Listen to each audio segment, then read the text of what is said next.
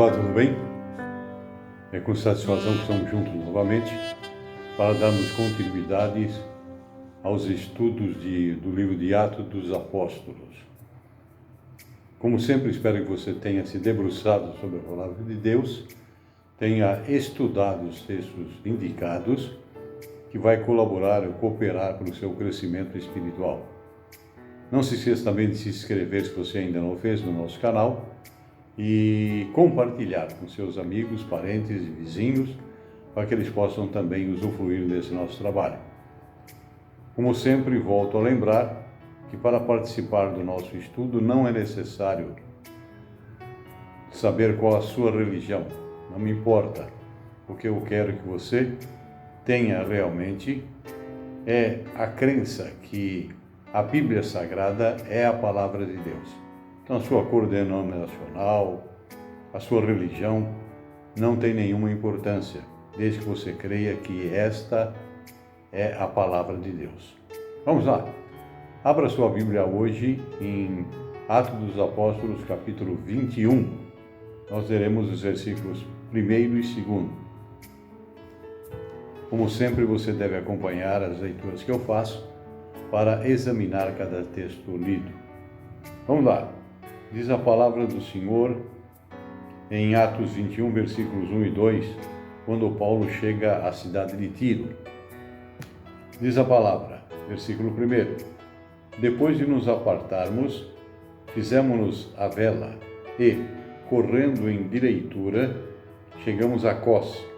No dia seguinte, a Rhodes, e dali a Pátara. Versículo 2: Achando um navio que ia para a Fenícia, embarcamos nele, seguindo viagem. Nesse versículo 1 aparecem 3 cidades que eu gostaria de chamar a sua atenção para as suas ocorrências: Cós, Rhodes e Pátara. Eles navegavam numa rota direta através das ilhas fora da costa da Ásia Menor, até o porto de Pátara. A pequena ilha de Cós era um estado livre da província da Ásia. Rhodes, a capital no extremo norte da ilha de Rhodes, era famosa e próspera no período grego anterior. Pátara era um porto na costa sudoeste da Ásia Menor e foi um importante porto para navios antigos que velejavam pelo Mediterrâneo Oriental, fazendo assim com que a Síria, a Palestina e o Egito tivessem contato com a Ásia Menor, a Macedônia e a Acaia. Veja aí a importância então dessas cidades citadas. No versículo 2 aparece uma outra cidade, Fenícia. A Síria controlava a Fenícia no período romano em que estamos nos localizando. Vamos continuar nosso estudo. Eu peço que você agora acompanhe esse estudo e vamos observar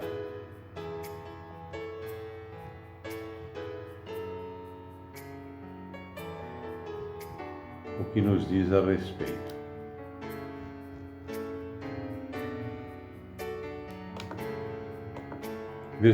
Vamos ler agora os versículos de 3 a 6. Acompanhe a leitura. Atos, capítulo 21, versículos de 3 a 6. Diz o texto na palavra do Senhor o seguinte, versículo 3. Quando Chipre já estava à vista, deixando-a à esquerda, navegamos para a Síria e chegamos a Tiro, pois o navio devia ser descarregado ali. Versículo 4.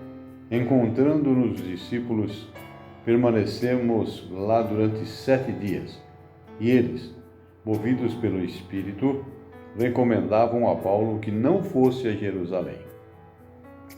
Versículo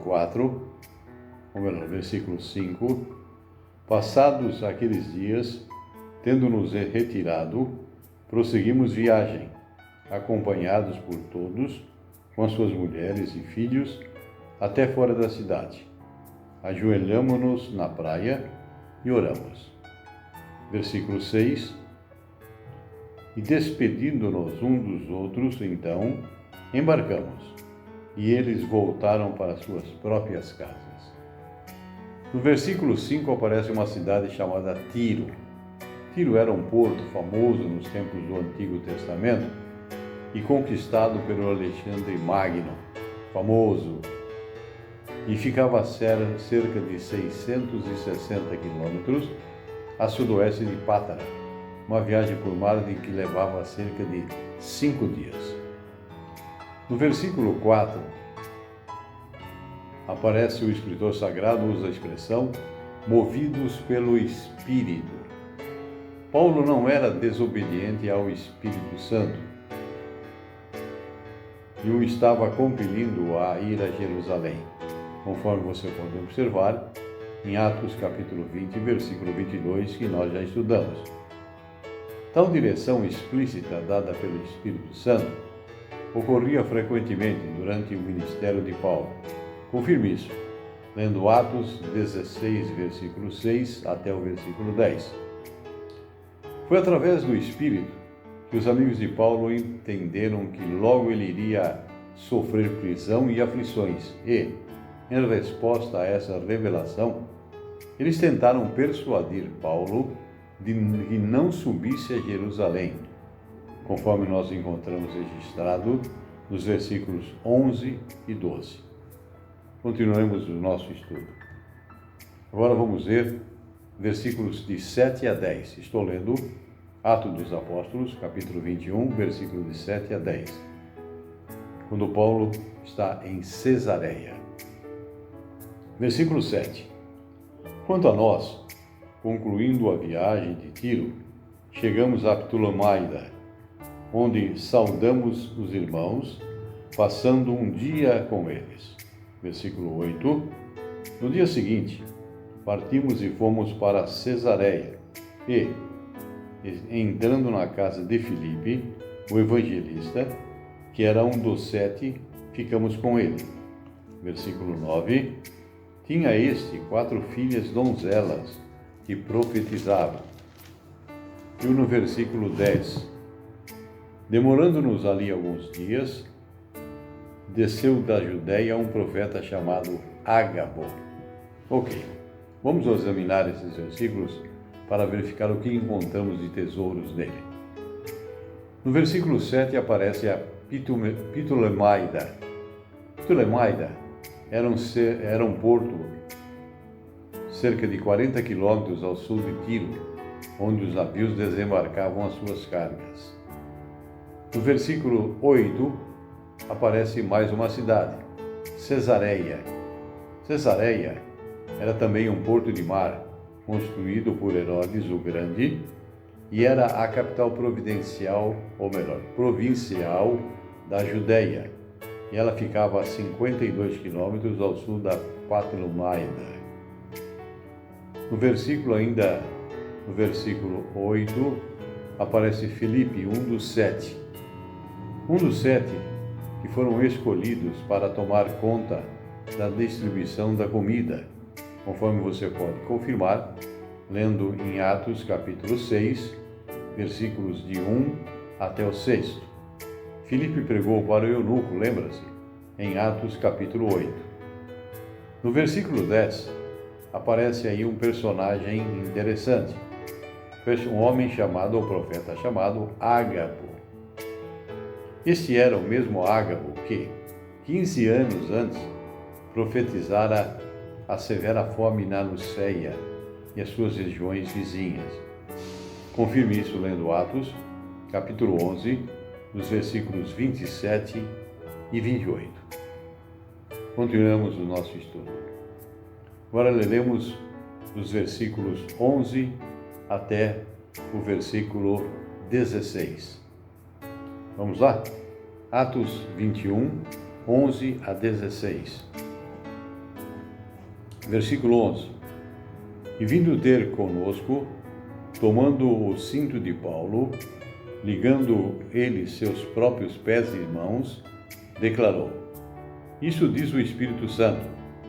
Assim os judeus de Jerusalém farão ao dono desse cinto e o entregarão nas mãos dos gentios. Versículo 12. Quando ouvimos essas palavras, tanto nós como os daquele lugar, rogamos a Paulo que não subisse a Jerusalém. Versículo 13. Então ele respondeu: que fazeis, chorando e quebrantando-me o coração? Pois estou pronto, não só para ser preso, mas até para morrer em Jerusalém, pelo nome do Senhor Jesus. Versículo 14.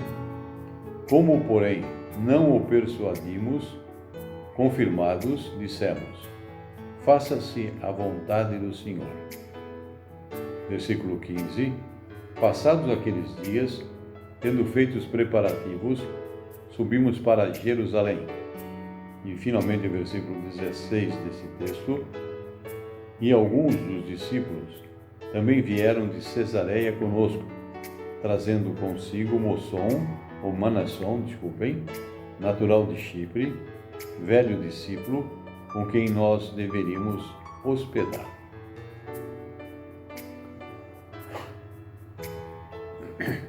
Versículo 11 diz o Espírito Santo. No contexto dos apóstolos do século I, o profeta Ágabo era guiado diretamente pelo Espírito para dar a mensagem inspirada de Deus.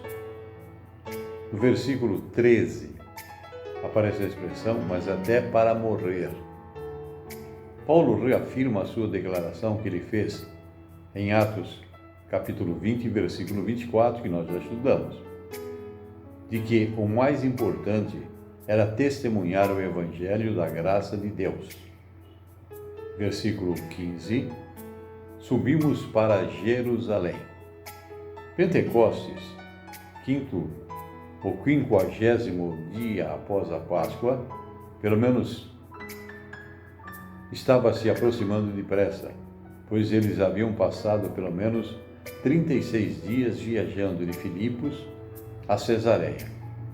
E passaram vários dias em Cesareia, e Paulo queria estar em Jerusalém para essa festa. Continuemos. Leamos agora dos versículos 17 até o 22. Vamos lá? Fala-nos aí quando Paulo chega a Jerusalém. Vamos ver o que nos diz. Tendo nós chegado a Jerusalém, os irmãos nos receberam com alegria. No dia seguinte, Paulo foi conosco encontrar-se com Tiago, e todos os presbíteros se reuniram. E, tendo-o saudado, contou minuciosamente o que Deus fizera entre os gentios por seu ministério.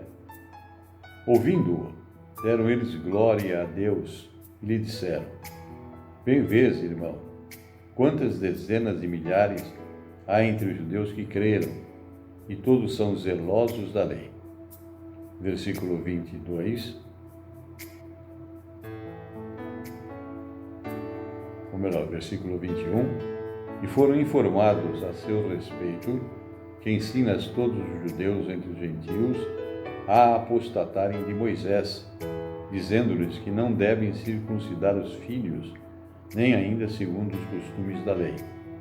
Versículo 22, para encerrarmos esse texto: que há de fazer, pois?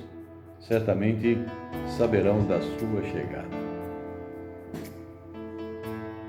Vamos ver aí. No versículo 18 aparece a figura de Tiago. Esse Tiago não é o discípulo que aparece frequentemente junto a Pedro e a João nos evangelhos. Herodes assassinou aquele Tiago ainda nos primórdios da igreja, conforme você pode confirmar lendo Atos capítulo 12, versículo 2. Esse Tiago, que se refere aqui agora, era irmão de Jesus. Confirme isso lendo Gálatas capítulo 1, versículo 19. No versículo 20, aparece a expressão zelosos da lei. Milhares de judeus cristãos em Jerusalém observavam estritamente a lei judaica, enquanto muitos desses se ressentiam pelo fato de que os gentios aos gentios não era requerida observarem a lei cerimonial de Moisés, o que nos diz o versículo 25.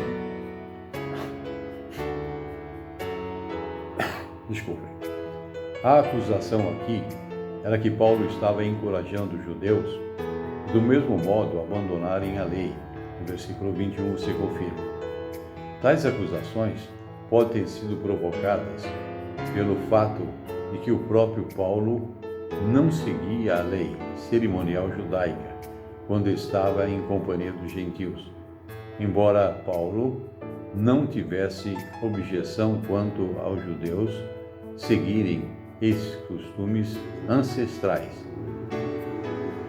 Ele se opôs a qualquer tentativa de fazer com que tal observância fosse de algum modo necessariamente ou necessária para a salvação. É isso que ele não queria. Gálatas 1:19 diz: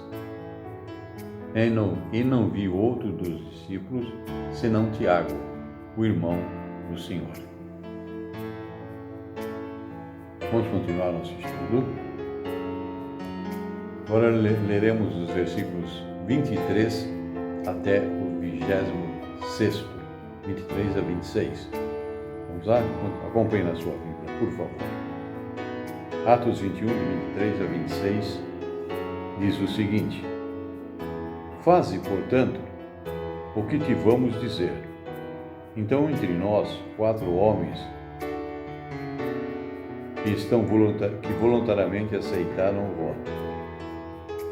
Versículo 24: Toma-os, purifica-te com eles e faz a despesa necessária para que raspem a cabeça. E saberão todos que não é verdade o que se diz a teu respeito, e que, pelo contrário, andas também tu mesmo guardando a lei. Versículo 25: Quanto aos gentios que creram, já lhes transmitimos decisões para que se abstenham das coisas sacrificadas a ídolos, do sangue e da carne de animais sufocados e das relações sexuais ilícitas. Versículo 26, encerrando esse trecho. Então, Paulo, tomando aqueles homens, no dia seguinte, tendo se purificado com eles, entrou no templo, acertando o cumprimento dos dias da purificação, até que se fizesse oferta em favor de cada um deles. Versículo 24, a expressão que nos chama a atenção: purifica-te. Esse era o voto narizeu, que você pode estudar lendo Números, capítulo 6, versículo 1, até o versículo 21, para entender o que ele diz. Durante o qual o devoto deixava o seu cabelo crescer. Quando o período de voto tivesse terminado, ele rapava o cabelo, dedicava ao Senhor e o queimava junto com o sacrifício pela oferta pacífica. É o que nos diz Números capítulo 6, versículo 18. Paulo pagou a despesa para 4 nazireus. Foi com eles ao sacerdote para os sacrifícios e participou dos ritos de purificação. Dessa maneira, demonstrou que era um judeu cumpridor da lei também. No versículo 25, uma recomendação: abstenham das coisas sacrificadas. Em Atos capítulo 15, versículo 20, Paulo recomenda que os gentios se abstenham das contaminações dos ídolos, das relações sexuais ilícitas, da carne de animais sufocados e do sangue, mas que os gentios não devem ficar presos à lei cerimonial judaica. Continuemos. Leiamos agora os versículos 27 até o 40 para encerrarmos esse capítulo. Vamos lá. Vamos tratar agora da prisão de Paulo. Vamos ver o que aconteceu. Versículo 27. Quando já estavam por findar os 7 dias, os judeus vindos da Ásia, tendo visto Paulo no templo, alvoroçaram todo o povo e o agarraram, Versículo 28, gritando: Israelitas, socorro! Esse é o homem que por toda parte ensina a todos a ser contra o povo, contra a lei e contra este lugar. Ainda mais introduziu até gregos no templo e profanou esse recinto sagrado. Versículo 29. Pois antes tinham visto a Trófimo, o Efésio, em sua companhia na cidade e julgavam que Paulo os introduzira no templo. Versículo 30. Agitou-se toda a cidade, havendo concorrência do povo, e agarrando a Paulo, arrastaram-no para fora do templo, e imediatamente foram fechadas as portas. Versículo 31. Procurando eles matá-lo, chegou ao conhecimento do comandante da força de que toda Jerusalém estava amotinada. Versículo 32. Então este, levando logo soldados e centuriões, correu para o meio do povo. Ao verem chegar o comandante e os soldados, cessaram de espancar a Paulo. Versículo 33. Aproximando-se, o comandante apoderou-se de Paulo e ordenou que fosse acorrentado com 2 cadeias, perguntando quem era e o que havia feito. Versículo 34. Na multidão dos que gritavam de um modo, outros de outro, não podendo ele, porém, saber a verdade, por causa do tumulto, ordenou que Paulo fosse recolhido à fortaleza. Versículo 35. Ao chegar às escadas, foi preciso que os soldados o carregassem, por causa da violência da multidão. Versículo 36. Pois a massa do povo o seguia gritando: mata-o. Versículo 37. Quando Paulo ia sendo recolhido à fortaleza, disse ao comandante: é-me permitido dizer alguma coisa? Respondeu ele: sabes o grego? Versículo 38.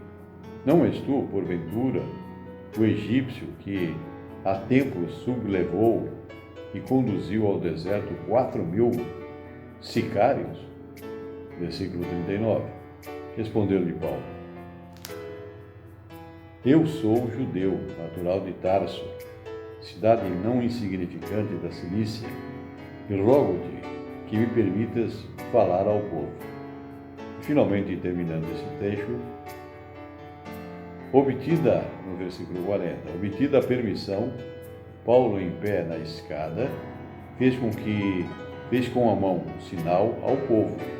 Fez-se grande silêncio, e ele falou em língua hebraica, dizendo: vamos lá, vamos examinar alguns versículos desse texto, para que cheguemos aí a um conhecimento maior. Versículo 27 até o 30 registra recinto sagrado. Os judeus estavam acusando Paulo de profanar o templo, porque tinham visto Trófimo em sua companhia, e ele era efésio, e julgaram que ele o introduziria no templo. Daniel, capítulo 9, versículo 27, se refere à profanação do templo por Antíoco Epifânio, feita em 168 a.C., quando erigiu um altar pagão no templo. Jesus, em Mateus capítulo 24, versículo 15, cita o abominável da desolação de que falou Daniel. Versículo 31 até o 40, o texto completa a descrição detalhada da prisão de Paulo, após ter sido colocado fora do templo. No versículo 37, há uma pergunta: sabes o grego? O tribuno estava surpreso por ouvir Paulo falar grego. Ele tinha pensado que Paulo fosse um judeu insurrecionista do Egito, que 3 anos tinha aparecido de lá, alegando ser um profeta. Aparece também uma expressão aí, sicários. Literalmente, eram homens de adaga, nacionalistas judeus militantes. Ainda no versículo 40, vemos Paulo na escada. Provavelmente as escadas que levavam à área do templo, a Torre de Antônia, assim chamada por Marco Antônio. E finalmente, Paulo fala na língua hebraica, isto é, em aramaico, como era comumente falado pelos judeus da Palestina, embora os sacerdotes e levitas soubessem também o hebraico. O grego era a língua comum do templo romano e mediterrâneo. Ok, meus irmãos e amigos, nós vamos parar aqui. Continuaremos a próxima semana com um novo estudo. Mais uma vez eu conclamo a você.